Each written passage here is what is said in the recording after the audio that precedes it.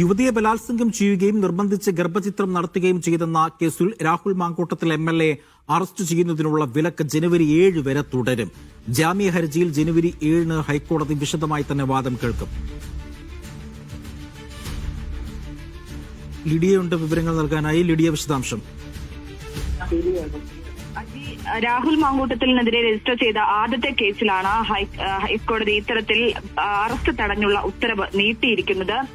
ആദ്യത്തെ കേസിൽ മുൻകൂർ ജാമ്യാപേക്ഷയുമായി രാഹുൽ മാങ്കൂട്ടം ആദ്യം തിരുവനന്തപുരം പ്രിൻസിപ്പൽ സെഷൻസ് കോടതിയെ സമീപിച്ചിരുന്നു. അത് പിന്നാലെ ആ ഹർജി തള്ളിയതിന് പിന്നാലെയാണ് ഹൈക്കോടതിയെ സമീപിച്ചത്. തുടർന്ന് അതിൽ വാദം കേട്ട ഹൈക്കോടതി അറസ്റ്റ് തടഞ്ഞ് ഒരു ഉത്തരവ് ഇറക്കിയിരുന്നു, ഇടക്കാല ഉത്തരവ് ഇറക്കിയിരുന്നു. അത് നീട്ടിക്കൊണ്ടുള്ള ഉത്തരവാണ് ഇപ്പോൾ വന്നിരിക്കുന്നത്. ഈ ഇടക്കാല ഉത്തരവ് ജനുവരി 7 വരെയാകും ഉണ്ടാവുക. ജനുവരി 7 വരെ അറസ്റ്റ് വിലക്കിക്കൊണ്ടുള്ള ഉത്തരവ് തുടരും എന്നുള്ളതാണ്.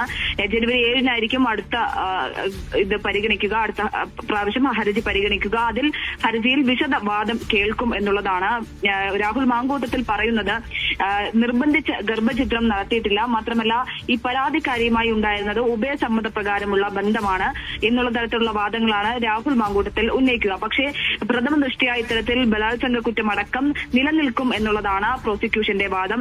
അങ്ങനെ തെരഞ്ഞെടുപ്പ് തോൽവിക്ക് തൊട്ടു പിന്നാലെ ആ തെരഞ്ഞെടുപ്പ് തോൽവിയെ സഖാക്കൾ നേരിടാൻ ഉപയോഗിച്ച സഖാക്കളുടെ ഏറ്റവും വലിയ ആയുധമായിരുന്നു രാഹുൽ മാങ്കൂട്ടത്തിനെതിരെ ഉയർന്നു വന്നിരുന്ന ആരോപണങ്ങൾ എന്ന് പറയുന്നത്.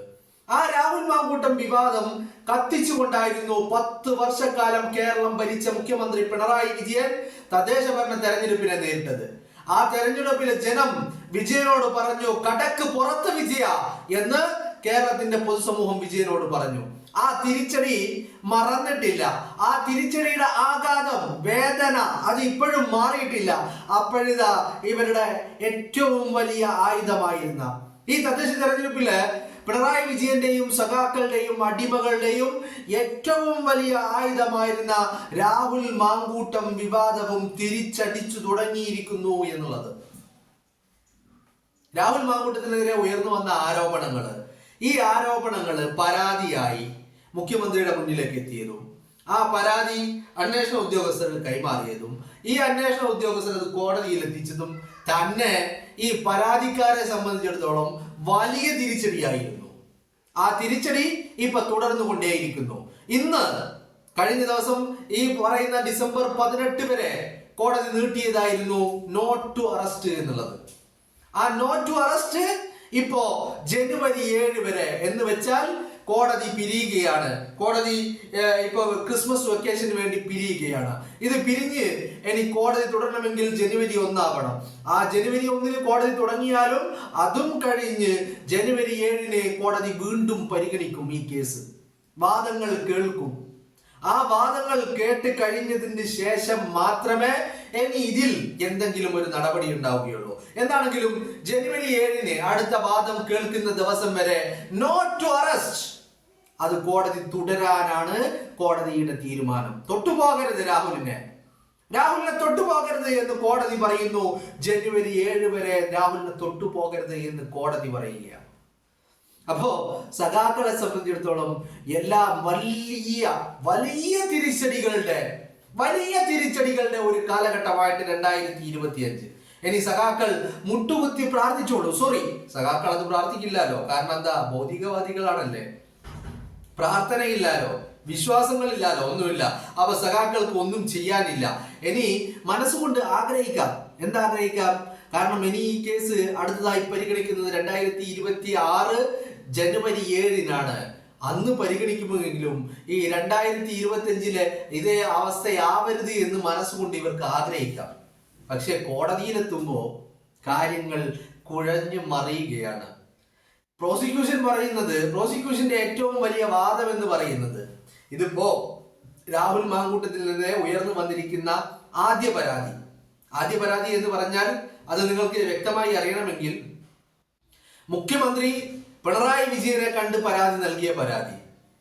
മുഖ്യമന്ത്രി പിണറായി വിജയനെ കാണാൻ വേണ്ടി ഡോറ് തുറന്നു നൽകിയത് പി ശശി. ഈ പരാതിക്കാരി ആ പരാതി ആദ്യം നൽകിയതും പി ശശിയുടെ കയ്യിൽ. പി ശശി വായിച്ചു നോക്കിയിട്ടാണ് എല്ലാം മുഖ്യമന്ത്രിയുടെ ടേബിളിലേക്ക് എത്തുന്നത്.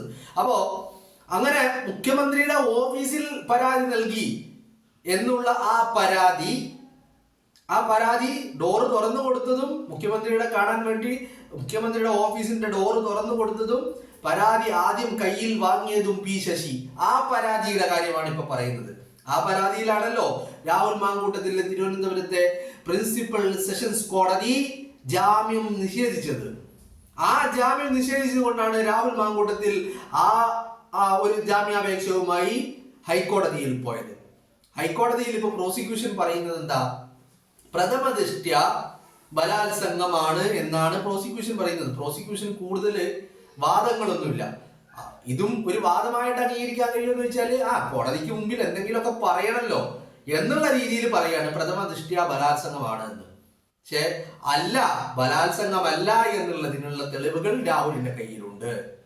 ബലാത്സംഗം ചെയ്തിട്ടില്ല, ഗർഭചിത്രം നടത്തിയിട്ടില്ല, നിർബന്ധിച്ച് ഗർഭചിത്രം നടത്തിയിട്ടില്ല എന്നതിനൊക്കെയുള്ള തെളിവുകൾ രാഹുൽ മാങ്കൂട്ടത്തിന്റെ കയ്യിലുണ്ട്. ആ തെളിവുകൾ തന്നെയാണ് കോടതിക്ക് പ്രധാനം. അതുകൊണ്ടാണ് ഹൈക്കോടതി ഇന്നിപ്പോ പരിഗണിച്ച കേസ് ഇനി അടുത്ത 20 ദിവസം കഴിയുമ്പോ എന്ന് പറഞ്ഞാൽ ജനുവരി 7-ന് അപ്പോ പ്രഥമ ദൃഷ്ട്യാ ബലാത്സംഗം എന്നുള്ള വാദം നിലനിൽക്കില്ല എന്നുള്ളതാണ് രാഹുലിന്റെ ഏറ്റവും പ്രധാനപ്പെട്ട പോയിന്റ് എന്ന് പറയുന്നത്. ആ പോയിന്റ് രാഹുൽ പറഞ്ഞു കഴിഞ്ഞു. അതിനുള്ള തെളിവുകള് ചില പല കാര്യങ്ങളും ഈ പ്രിൻസിപ്പൽ സെഷൻസ് കോടതിയിൽ രാഹുൽ ഹാജരാക്കിയത് പോലെയുള്ള പലതും രാഹുൽ എവിടെയും ഹാജരാക്കിയിട്ടുണ്ട്, ഹൈക്കോടതിയിലും ഹാജരാക്കിയിട്ടുണ്ട്. അപ്പോ ഈ തെളിവുകളാണ് കോടതിക്ക് പ്രാധാന്യം. കോടതിയുടെ ഇമ്പോർട്ടൻസ് അല്ലെങ്കിൽ കോടതിയുടെ നോട്ടം പോകുന്നത് നിയമ പിൻബലമുണ്ടോ, നിയമത്തിന്റെ പിന്തുണയുണ്ടോ, അതുപോലെ തെളിവുകളുണ്ടോ എന്നുള്ളതാണ് കോടതി പരിശോധിക്കുന്നത്. എന്താണെങ്കിലും ഈ വിഷയം രാഹുലിനെ സംബന്ധിച്ചിടത്തോളം കാര്യങ്ങൾ ഒന്ന് കലങ്ങി തെളിയുകയാണ്. അത് കോടതിയുടെ മുന്നിൽ എത്തിയത് തന്നെ രാഹുലിന് വലിയൊരു നേട്ടമായിട്ട് വേണമെങ്കിൽ കരുതാം. കാരണം ആരോപണങ്ങൾ ഒരു പുകമറയായി ഇങ്ങനെ നിന്ന് അത് ചാനലുകളിൽ വലിയ ചർച്ച ചെയ്തു എന്നുള്ളതിനപ്പുറം രാഹുലിന് പറയാനുള്ളത് എന്താണെന്ന് പറയാൻ രാഹുലിന് അവസരം ഉണ്ടായില്ല. അയാൾ പലതും മറച്ചു വെക്കാൻ എനിക്ക് തോന്നുന്നു എന്തൊക്കെയോ എന്ന് പറഞ്ഞു കഴിഞ്ഞാൽ ഈ പരാതിക്കാരിയുമായി ഉണ്ടായിരുന്ന ബന്ധങ്ങൾ അത് രണ്ടുപേരുടെയും സമ്മതപ്രകാരമായിരുന്നു എന്നുള്ളത് സ്ഥാപിക്കാനുള്ള തെളിവുകളാണ് രാഹുൽ കോടതിയിൽ ഹാജരാക്കിയിട്ടുള്ളത്. അപ്പൊ ഇത്തരത്തിലുള്ള കാര്യങ്ങളൊന്നും മാധ്യമങ്ങളല്ല ചർച്ച ചെയ്യേണ്ടത്, മാധ്യമങ്ങളിലൂടെ എല്ലാം പുറത്തുവിടേണ്ടത് എന്നുള്ള തോന്നൽ കൊണ്ടാവാം അയാൾ കോടതിയിൽ പോയപ്പോഴും അടച്ചിട്ട മുറിയിൽ വാദം കേൾക്കണമെന്ന് പറയാനുണ്ടായ കാരണം. അപ്പോ എന്തൊക്കെയോ എവിടെയൊക്കെയോ ചില പരിഗണനകൾ ഈ പരാതിക്കാരിക്ക് രാഹുൽ മാങ്കൂട്ടം നൽകുന്നുണ്ട്. പരാതിക്കാരിയും അതുപോലെ തന്നെയായിരുന്നു അല്ലെ? ഓഗസ്റ്റ് 20-ന് ആദ്യ കോലാഹലങ്ങൾ വെടിപൊട്ടിക്കുന്ന ദിവസം. അതിനുശേഷം അന്വേഷണ ഉദ്യോഗസ്ഥർ പരാതിക്കാരിയെ അന്ന് ചെന്നുപോയി കണ്ടതാ. പരാതി നൽകണം, അന്വേഷണവുമായി സഹകരിക്കണം, നിയമ നടപടിയുമായി സഹകരിക്കണം എന്ന് പറഞ്ഞപ്പോൾ അന്ന് പരാതിക്കാരി പറഞ്ഞത് ഞാനില്ല എന്നാണ്. പക്ഷേ തദ്ദേശ തെരഞ്ഞെടുപ്പിന്റെ 2 ദിവസം മുമ്പ് പരാതിക്കാരി തിരുവനന്തപുരത്ത് പോയി, മുഖ്യമന്ത്രിയുടെ ഓഫീസിൽ പോയി, അവിടെ പോയി മുഖ്യമന്ത്രിയെ കണ്ടു അല്ലേ? നിങ്ങളൊന്ന് ആലോചിച്ച് നോക്ക്. അവിടെ ചെന്ന് മുഖ്യമന്ത്രിയെ കണ്ടു. അപ്പോ ആ തെരഞ്ഞെടുപ്പിന്റെ തൊട്ട് തലേ ദിവസം മുഖ്യമന്ത്രിയെ കണ്ടത് തന്നെ പലരുടെയും ഫോഴ്സ്ഫുൾ ആയിട്ടുള്ള നിർബന്ധം കാരണമാണ്. അപ്പോ അത് പരാതിക്കാരിക്ക് ഇപ്പൊ വലിയ വിനയാവുകയാണ്. കാരണം ഈ ബന്ധമുണ്ടായത് തന്നെ രണ്ടുപേരുടെയും ഇഷ്ടപ്രകാരമാണ്. നടന്നത് അത്രയും രണ്ടുപേരുടെയും ഇഷ്ടപ്രകാരമാണ്. എവിടെയും ബലാത്സംഗം ഉണ്ടായിട്ടില്ല, ബലാത്കാരം ഉണ്ടായിട്ടില്ല, ഫോഴ്സ്ഫുള്ളി ഒന്നിനും നിർബന്ധിച്ചിട്ടില്ല എന്നുള്ള കാര്യം രാഹുൽ സമർത്ഥിക്കുകയാ കോടതിയില്. കോടതിക്ക് അതി മാത്രം മതി. കാരണം കോടതിക്ക് ഈ പറയുന്ന കാര്യങ്ങള്, ഈ ബന്ധങ്ങള്, പ്രേമം, സ്നേഹം, ഈ പറയുന്ന എല്ലാ തരത്തിലുള്ള ബന്ധങ്ങളും, ആ ബന്ധങ്ങളിലെ ഉള്ളുകളിലേക്കൊന്നും കോടതി ചെല്ലൂല. കോടതിക്ക് മുന്നിൽ അവിടെ ബലാത്കാരമുണ്ടോ എന്നുള്ളതാണ് കോടതി അന്വേഷിക്കുന്നത്, കോടതി നോക്കുന്നത്. പിന്നെ രണ്ടാമത്തെ കാര്യം കോടതി നോക്കുന്നത് ഈ കാര്യങ്ങളിൽ എന്തെങ്കിലും രീതിയിലുള്ള ഭീഷണിപ്പെടുത്തലുകളോ നിർബന്ധിക്കലോ അങ്ങനെ എന്തെങ്കിലും ഉണ്ടോ എന്നുള്ളതാണ് രണ്ടാമത്തെ കോടതിയുടെ നോട്ടം. ഇതൊന്നും ഇല്ല എന്ന് സമർത്ഥിക്കാൻ രാഹുൽ മാങ്കൂട്ടത്തിനെ കൊണ്ട് സാധിക്കുന്നു എന്നുള്ളതാണ് ഇപ്പോ വീണ്ടും ഈ 18 നമ്മൾ ഇന്ന് സംസാരിച്ചു കൊണ്ടിരിക്കുന്ന ഇന്ന് വരെയായിരുന്നു നോട്ട് ടു അറസ്റ്റ് ഉണ്ടായിരുന്നത്. അത് വീണ്ടും ജനുവരി 7-ലേക്ക് കോടതി നീട്ടിയിട്ടുണ്ടെങ്കിൽ കോടതി ഈ പറയുന്ന തലക്കെട്ടുകള്, ചാനലുകാരെ പടച്ചു വിട്ട സ്റ്റോറികള് ഇതൊന്നുമല്ല കോടതിക്ക് പ്രാധാന്യം. കോടതിയുടെ മുമ്പിലുള്ളത് ഒരൊറ്റ കാര്യം മാത്രമാണ്. ആ കാര്യം എന്ന് പറയുന്നത് തെളിവുകളാണ്, നിയമത്തിന്റെ പിൻബലമാണ്. അതല്ലാതെ തലക്കെട്ടുകളല്ല എന്ന് കോടതി തെളിയിക്കുക. അതുകൊണ്ടാണ് അല്ലെങ്കിൽ ഈ പ്രിൻസിപ്പൽ സെഷൻസ് കോടതി ജാമ്യം അനുവദിക്കാതിരുന്നത് ആദ്യ കേസിൽ. അതൊരു കീഴ്വഴക്കമാണ്. അപ്പൊ നിങ്ങൾ ചോദിക്കും, രണ്ടാമത്തെ കേസിലും അതേ പ്രിൻസിപ്പൽ സെഷൻസ് കോടതിയല്ലേ ജാമ്യം നൽകിയത് എന്ന്. അതിനൊരു കാരണമുണ്ട്. കാരണം എന്താ, രണ്ടാമത്തെ കേസിൽ ജാമ്യം നൽകുന്നതിന് മുമ്പ് എന്തായിട്ടുണ്ട്, ആദ്യത്തെ കേസ് കോടതി തള്ളിയ കേസ് ഹൈക്കോടതിയിലേക്ക് എത്തിയിട്ടുണ്ട്. ആ ഹൈക്കോടതി അവിടുന്ന് നോട്ട് ടു അറസ്റ്റ് പറഞ്ഞിട്ടുണ്ട്. അതുകൊണ്ടാണ് രണ്ടാമത്തെ കേസ് അവിടെ എത്തിയപ്പോ. രണ്ടാമത്തെ കേസിൽ പിന്നെയും വേറെ കുറെ കാര്യങ്ങളുണ്ട് കേട്ടോ. രണ്ടാമത്തെ കേസിന്റെ നിലനിൽപ്പ് തന്നെ വലിയ തൃശങ്കുവിലാണ്.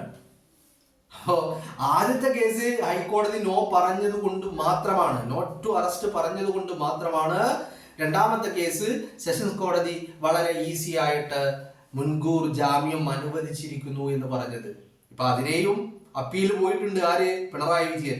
പിണറായി വിജയന് ഇപ്പൊ ആരെങ്കിലും എന്തെങ്കിലും ഒരു കാര്യമായിട്ടൊരു പരാതി കൊടുത്താൽ അത് കാണുക പോലും ചെയ്യില്ല, അല്ലെ? നിങ്ങളൊന്ന് ആലോചിച്ച് നോക്ക്. ഇപ്പൊ ഒരു വനിതാ ചലച്ചിത്ര പ്രവർത്തക, IAFKയിലെ ഉള്ള ഒരു വനിതാ ചലച്ചിത്ര പ്രവർത്തക, അവര് ഈ PT കുഞ്ഞു മുഹമ്മദ് വിളിച്ചു വരുത്തി പീഡിപ്പിച്ചു എന്ന് പറഞ്ഞ് പരാതി കൊടുത്തിട്ട്, അത് രാഹുലിന്റെ ആദ്യ പരാതി ലഭിക്കുന്നതിന് മണിക്കൂറുകൾക്ക് മുമ്പ് ലഭിച്ച പരാതിയാ. ആ പരാതിയിൽ ഒരു നടപടിയുമില്ല, അല്ലെ? രാഹുലിന് ജാമ്യം കൊടുത്തപ്പോ അതിലൊരു അപ്പീൽ അവിടെ ഹൈക്കോടതിയിൽ. ഇനി മറ്റൊന്ന് നിങ്ങൾ നോക്ക്, പോറ്റിയെ കേറ്റിയെ സ്വർണം ചെമ്പായി മാറ്റിയേ, സ്വർണം കട്ടത് ആരപ്പ, സഖാക്കളാണ് അയ്യപ്പ എന്ന് പറഞ്ഞപ്പോ അതിനെതിരെ കോടതിയിൽ കേസാണ്. മാണിക്യമലരായ പൂവി എന്ന പാട്ട് മറ്റേ ഒമർ ലുലുവിന്റെ പടത്തിൽ വന്നപ്പോ അവിടെ ആവിഷ്കാര സ്വാതന്ത്ര്യം എന്ന് എഴുതിയ പിണറായി വിജയൻ ഇവിടെ പോറ്റിയെ കേറ്റിയെ എന്ന് പറഞ്ഞത് മാത്രമല്ല, അതല്ല പിണറായി വിജയനെ വല്ലാതെ വിഷമിപ്പിച്ചത്. പിണറായി വിജയനെ വിഷമിപ്പിച്ചത് സഖാക്കളാണ് അയ്യപ്പ എന്ന് പറയുന്നത് പിണറായി വിജയനെ വിഷമിപ്പിക്കുന്നു. അപ്പോ പരാതി നൽകുന്നത് സ്ത്രീകളാണ് എന്നുള്ളതല്ല ഈ പറയുന്ന പിണറായി വിജയന്റെ നോട്ടം. പിണറായി വിജയൻ നോക്കുന്നത് ഇപ്പുറത്ത് നിൽക്കുന്ന വ്യക്തി ആരാണ്. രാഹുൽ മാങ്കൂട്ടമാണെങ്കിൽ ഓക്കെ, കോൺഗ്രസ്സുകാരനാണെങ്കിൽ ഓക്കെ, അതല്ല PT കുഞ്ഞു മുഹമ്മദും മുകേഷും ഒക്കെ ആണെങ്കിൽ നോ ഇഷ്യൂ. എന്ത് സ്ത്രീ, എന്ത് സംരക്ഷണം, എന്ത് അവകാശം, ഒന്നുമില്ല, ഒരു ഒലക്കിയുമില്ല. മനസ്സിലായില്ലേ? അതാണ് പിണറായി വിജയന്റെ ഒരു ലൈന്. എന്താണെങ്കിലും സഖാക്കളുടെ കരണത്ത് അടി ഇനിയും കിട്ടിക്കൊണ്ടിരിക്കുക. ഇപ്പൊ ഏതുപോലെയാണെന്ന് അറിയാമോ? നമ്മള് ഗാന്ധിജി പറഞ്ഞ പോലെയാ, ഒരു കരണത്ത് കിട്ടിയാൽ മറ്റേ കരണം കാണിച്ചു കൊടുക്കണമെന്ന് ഗാന്ധിജി പറഞ്ഞില്ലേ? അതുപോലെയാ സഖാക്കൾ ഇപ്പൊ കാണിച്ചു കൊടുക്കാണ്ട് തന്നെ ജനം ഇങ്ങനെ വന്ന് കേറി നിരങ്ങി പെരുമാറുകയാ. ഇവിടെ ഒന്ന് കിട്ടി, ഇവിടെ കാണിച്ചു കൊടുക്കുന്നത് ഇപ്പുറത്ത് കാണിച്ചു കൊടുക്കാൻ സമയമില്ല, അപ്പോഴേക്കും ഇവിടെ തന്നെ വീണ്ടും കിട്ടുകയാണ്. എവിടെയാണ്, ഏത് വലതാണോ ഇടതാണോ എന്നുള്ളത് മനസ്സിലാവുന്നില്ല. കിട്ടിക്കൊണ്ടിരിക്കുകയാണ് സഖാക്കൾക്ക്. 2025 എന്ന് പറയുന്നത് സഖാക്കൾ മറക്കില്ല. ആരൊക്കെ മറന്നാലും 2025 സഖാക്കൾ മറക്കില്ല എന്നുള്ളതാണ് ഓരോന്നും നമ്മുടെ മുന്നിൽ അടിവരയിടുന്നത്.